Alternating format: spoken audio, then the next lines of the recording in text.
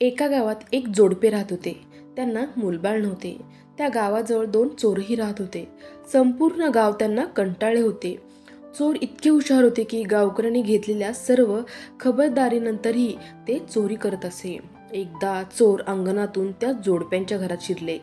घरातील 2 नौकर भीमा आणि पांडूही झोपले होते. चोर घरात वस्तू शोधत असताना अचानक त्यांच्या हातातून काहीतरी निसटले आणि खाली पडले. आवाज ऐकून दुसऱ्या खोलीत झोपलेली त्याची पत्नी जागी झाली. तिला चोर आल्याचा संशय आला.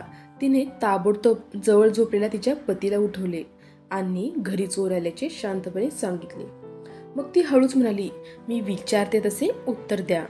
बायकोने मोठ्या आवाजात नवऱ्याला विचारायला सुरुवात केली, "अहो ऐका, तुम्ही लवकरच वडील होणार आहात. जर तो मुलगा असेल तर तुम्ही त्याचे नाव काय ठेवाल?" नवरा म्हणाला, "मी त्याचे नाव भीमा ठेवेन." बायकोने मोठ्याने नाव पुन्हा सांगितले, "काय, भीमा? ठीक आहे. तुम्ही आपल्या दुसऱ्या मुलाचे नाव काय ठेवाल?" नवराही मोठ्या आवाजात म्हणाला, "मी त्याचे नाव पांडू ठेवेन." बायकोने पुन्हा मोठ्याने नाव सांगितले, "काय, पांडू? ठीक आहे. मला सांगा, तिसऱ्या मुलाचे नाव काय ठेवणार?" नवरा पुन्हा मोठ्याने म्हणाला, "मी चोर ठेवीन." चोर? पती पत्नीचे संभाषण ऐकून चोर हसत होते. त्याला दोघांमधील संभाषण आवडू लागले होते.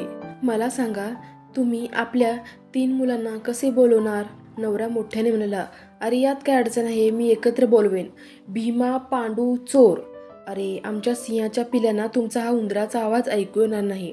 मोठ्याने हाक मारा आणि मला सांगा." बायको म्हणाली. नवरा जोरात हाक मारू लागला, "भीमा, पांडू, चोर. भीमा, पांडू, चोर." नवऱ्याचा मोठा आवाज ऐकून दोन्ही नौकर घाईघाईने उठले आणि खोलीजवळ आले आणि म्हणाले, "मालक, चोर कुठे आहे?" पत्नीने जवळच्या खोलीकडे हाताने इशारा करून सांगितले. मग काय, दोघांनीही चोरांना लगेच पकडले आणि त्यांना मारहाण केली.